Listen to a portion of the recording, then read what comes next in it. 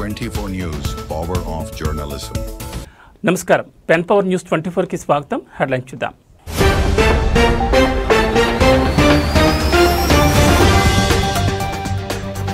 రాష్ట్రంలో ఉప ఎన్నికలు ఖాయం.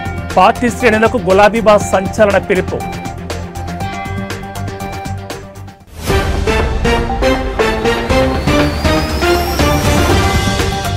ఎలక్షన్ కమిషన్ కీలక నిర్ణయం. బూత్ లెవెల్ ఆఫీసర్ల జీతాలు డబల్.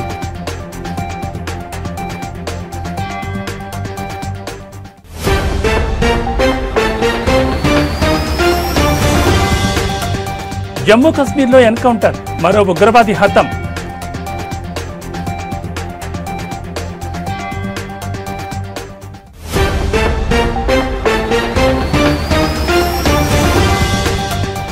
ఉప్పొంగి ప్రవహిస్తున్న కృష్ణమ్మ. అన్ని డ్యాంల గేట్లు ఎత్తివేత.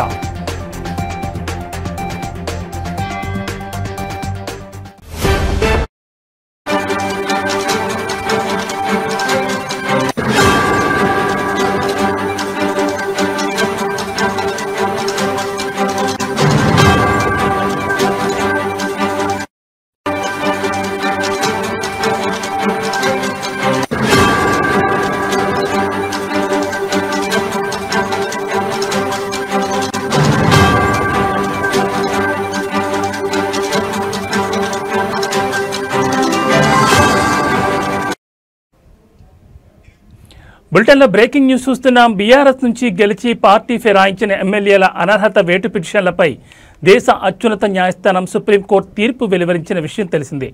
3 నెలల్లోపు శాసనసభ స్పీకర్ తుది నిర్ణయం తీసుకోవాలని తేల్చెప్పింది. అదేవిధంగా న్యాయస్థానమే ఎమ్మెల్యేలపై అనర్హత వేటు వేయాలన్న విజ్ఞప్తిని తోసిపుచ్చింది. అదేవిధంగా ఇదే కేసులో హైకోర్టు డివిజన్ బెంచ్ ఇచ్చిన తీర్పును డిస్మిస్ చేసింది. ఈ క్రమంలోనే సుప్రీంకోర్టు తీర్పుపై బీఆర్ఎస్ అధినేత కేసీఆర్ స్పందించారు. ఈ మేరకు ఆయన ఇవాళ ఎర్రబెల్లి ఫామ్ హౌస్ నుంచి ఒక ప్రకటన విడుదల చేశారు. పార్టీ ఫిరాయించిన ఎమ్మెల్యేల నియోజకవర్గాల్లో ఉప ఎన్నికలు రావడం పక్కా అని కామెంట్ చేశారు. ఆయా నియోజకవర్గాల్లో ఉప ఎన్నికలకు పార్టీ శ్రేణులను ఇప్పటి నుంచే సన్నద్ధం చేయాలని నాయకులకు సూచించారు. రాబోయే స్థానిక సంస్థల ఎన్నికల్లో మంచి ఫలితాలు సాధించేలా కృషి చేయాలన్నారు. ఆ ఎన్నికల తర్వాతే పార్టీ సంస్థాగత నిర్మాణంపై దృష్టి సారిద్దామని కేసీఆర్ పేర్కొన్నారు.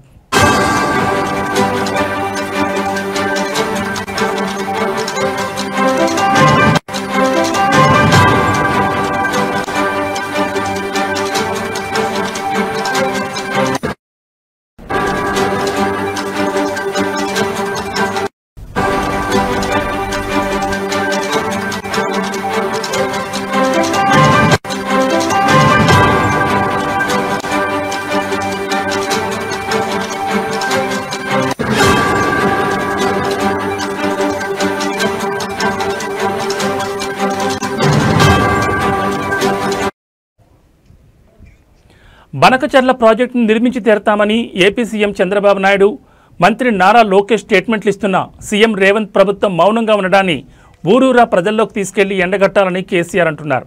ఇప్పుడున్న పరిస్థితుల్లో బీఆర్ఎస్ పార్టీకి లోక్సభలో డజన్ మంది ఎంపీలుంటే బనకచర్ల అంశంపై గట్టిగా కొట్లాడేవారని పేర్కొన్నారు. రాష్ట్రానికి చెందిన కాంగ్రెస్, బీజేపీ ఎంపీల చేతగానితనంతో తెలంగాణకు అన్యాయం జరుగుతోందని ఫైర్ అయ్యారు. బనకచర్లపై రాజకీయ, న్యాయపరమైన పోరాటానికి బీఆర్ఎస్ సన్నద్ధం కావాలని తెలిపారు. సుప్రీంకోర్టును ఆశ్రయించడంతో పాటు బహిరంగ సభ నిర్వహించేందుకు ప్లాన్ చేస్తున్నామని పేర్కొన్నారు. బీసీ రిజర్వేషన్ల అంశంపై కేంద్ర రాష్ట్ర ప్రభుత్వాలపై ఒత్తిడి పెంచేలా పార్టీ కేడర్ను సన్నద్ధం చేయాలన్నారు. ఈ నెల 8న కరీంనగర్ సభ తర్వాత రాష్ట్రపతిని పార్టీ ప్రతినిధి బృందం కలిసి బీసీ రిజర్వేషన్ల అమలుకు విజ్ఞప్తి చేయబోతోందని పార్టీ శ్రేణులకు కేసీఆర్ తెలిపారు.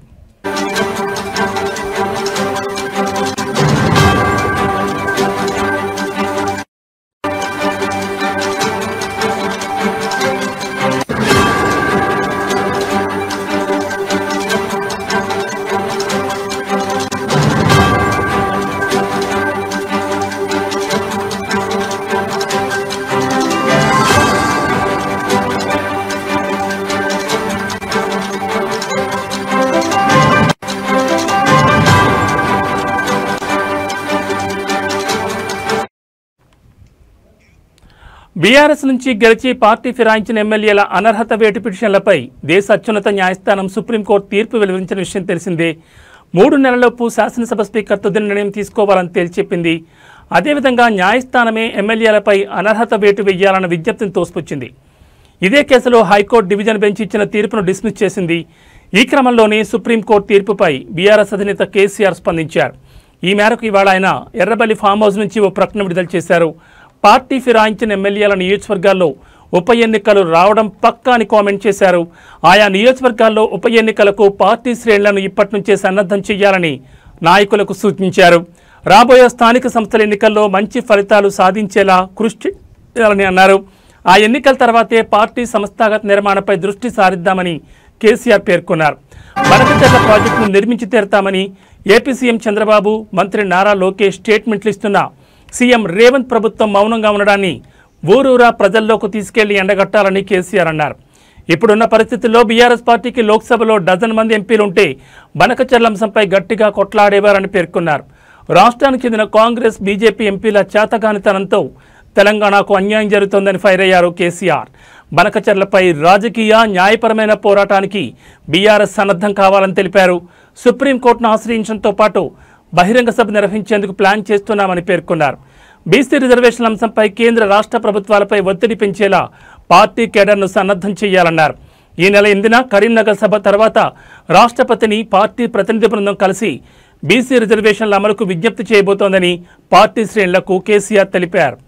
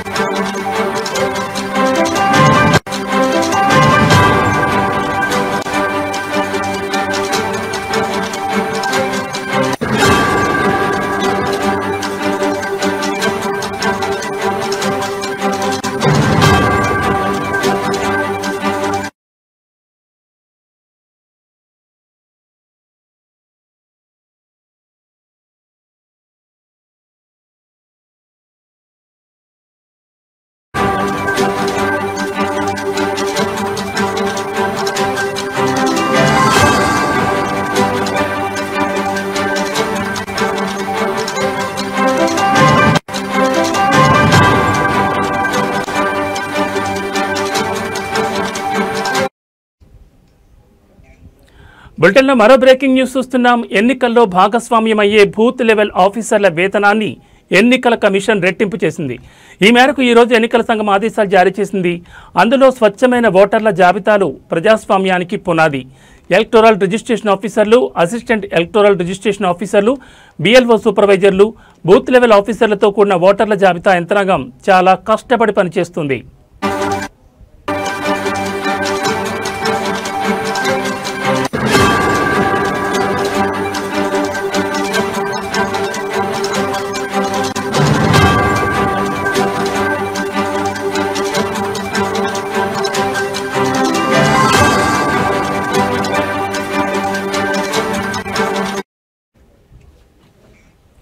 నిష్పాక్షికమైన, పారదర్శకమైన ఓటర్ల జాబితాల తయారీలో కీలక పాత్ర పోషిస్తోంది.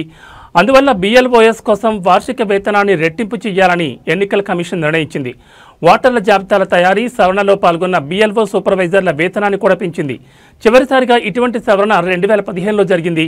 అలాగే మొదటిసారిగా EROS, AEROSలకు గౌరవ వేతనం అందించబడుతుందని ఎన్నికల సంఘం జారీ చేసిన ఒక ప్రకటనలో పేర్కొంది.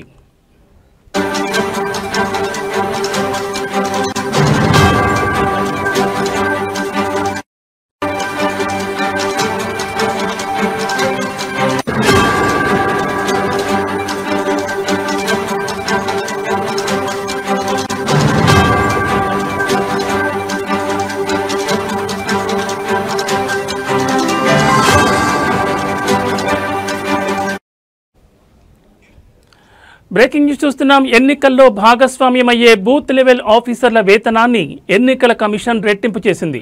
ఈ మేరకు ఈరోజు ఎన్నికల సంఘం ఆదేశాలు జారీ చేసింది. అందులో స్వచ్ఛమైన ఓటర్ల జాబితాలు ప్రజాస్వామ్యానికి పునాది.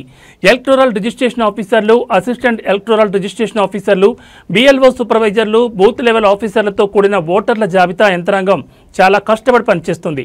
నిష్పాక్షికమైన పారదర్శకమైన ఓటర్ల జాబితాల తయారీలో కీలక పాత్ర పోషిస్తుంది.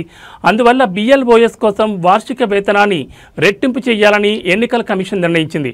ఓటర్ల జాబితాల తయారీ సవరణలో పాల్గొన్న BLO సూపర్వైజర్ల వేతనాన్ని కూడా పెంచింది. చివరిసారిగా ఇటువంటి సవరణ 2015లో జరిగింది. అలాగే మొదటిసారిగా EROS, AEROSలకు గౌరవ వేతనం అందించబడుతుందని ఎన్నికల సంఘం జారీ చేసిన ఒక ప్రకటనలో పేర్కొంది.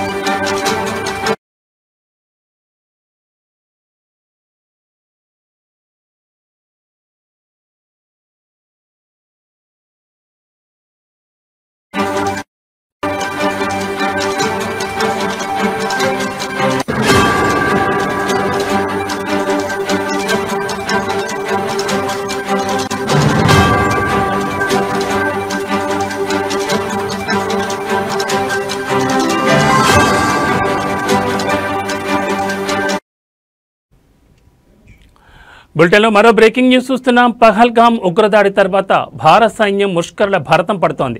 ఒక్కొక్కరిని ఎరివేస్తోంది. ఇటీవల శ్రీనగర్లో ఆపరేషన్ మహాదేవ్ చేపట్టి 3 ఉగ్రవాదుల్ని మట్టుబెట్టారు. పహల్గామ్ కీలక సూత్రధారి సులేమాన్ సహా మరో 2 ఉగ్రవాదులు హతమయ్యారు. తాజాగా ఆపరేషన్ అఖల్ నిర్వహించింది. ఈ ఆపరేషన్లో ఒక ఉగ్రవాది హతమయ్యాడు.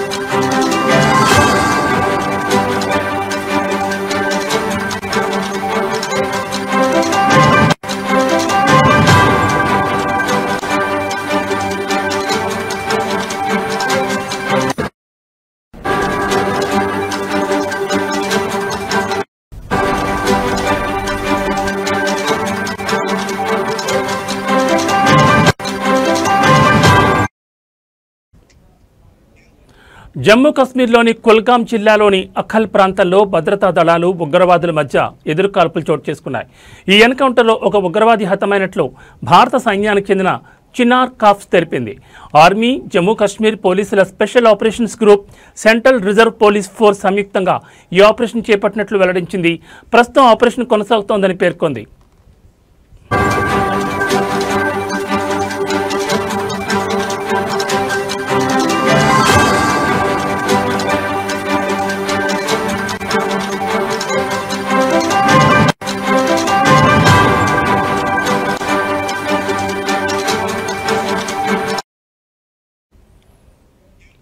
అఖల్ అటవీ ప్రాంతంలో ఉగ్రవాదులు తిష్టవేసినట్లు సైన్యానికి పక్కా సమాచారం అందింది. దీంతో భద్రతా దళాలు గాలింపు చర్యలు చేపట్టాయి. ఈ నేపథ్యంలో సైన్యంపై ఉగ్రవాదులు కాల్పులకు తెగబడ్డారు. సైన్యం కాల్పుల్లో ఒక ఉగ్రవాది హతం కాగా మరికొందరి కోసం గాలిస్తున్నారు.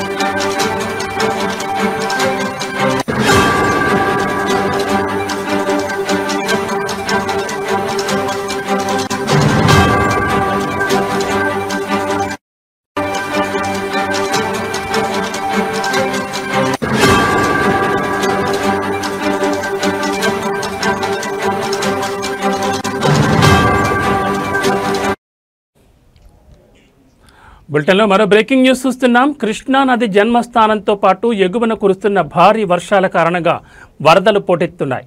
దీంతో చరిత్రలో ఎన్నడూ లేని విధంగా జూలై నెలలోనే కృష్ణా నదిపై ఉన్న జూరాల, శ్రీశైలం, సాగర్, టైల్పాండ్, పులిచింతల, కృష్ణా బ్యారేజ్ గేట్లను ఎత్తి నీటిని దిగువకు విడుదల చేస్తున్నారు. ముఖ్యంగా జూరాల, శ్రీశైలం జలాశయానికి గత నెల రోజులుగా భారీ వరద వస్తున్న విషయం తెలిసిందే. తాజాగా ఈ రోజు కూడా జలాశయానికి ఎగువ నుంచి భారీ వరద కొనసాగుతోంది. దీంతో డ్యాం అధికారులు అప్రమత్తమై 8 గేట్లను 10 అడుగుల ఎత్తి దిగువకు నీటిని విడుదల చేస్తున్నారు. ప్రస్తుతం ఎగువ నుంచి 2,70,600 క్యూసెక్కుల వరద వస్తోంది.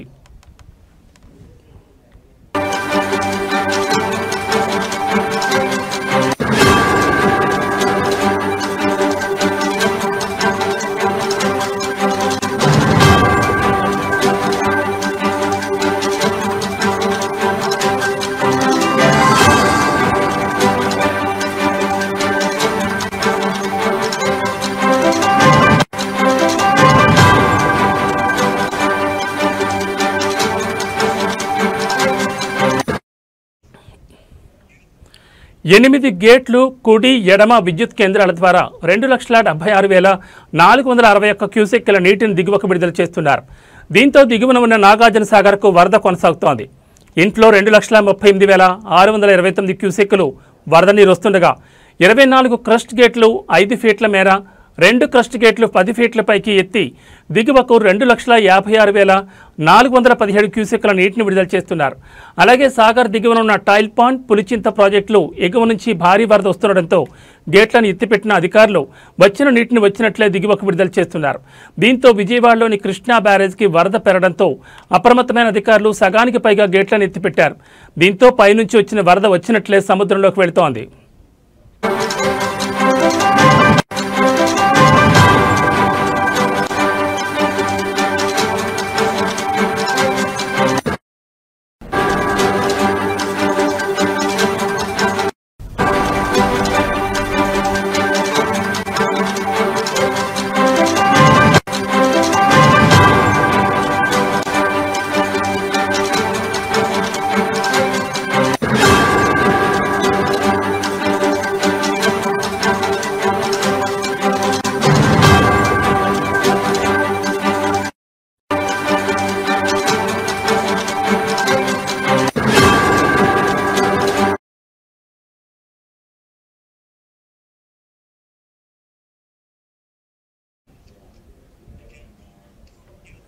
జాతీయ సినీ అవార్డు విజేతలకు మెగాస్టార్ చిరంజీవి సోషల్ మీడియా వేదికగా శుభాకాంక్షలు తెలిపారు.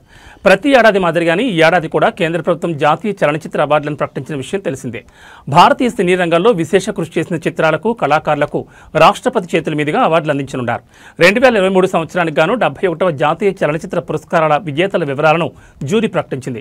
అన్ని భాషల నుంచి చిత్రాలను ఎంపిక చేసింది. మొత్తం 15 విభాగాల్లో అవార్డులు ప్రకటించింది. ఈ క్రమంలో 71వ జాతీయ చలనచిత్ర అవార్డుల విజేతలందరికీ Tollywood star hero megastar Chiranjeevi హృదయపూర్వక అభినందనలు తెలిపారు. ఉత్తమ చిత్రంగా 12వ ఫెయిల్ నిర్మాత, దర్శకుడు విధు వినోద్ చోప్రాకు అభినందనలు తెలిపారు.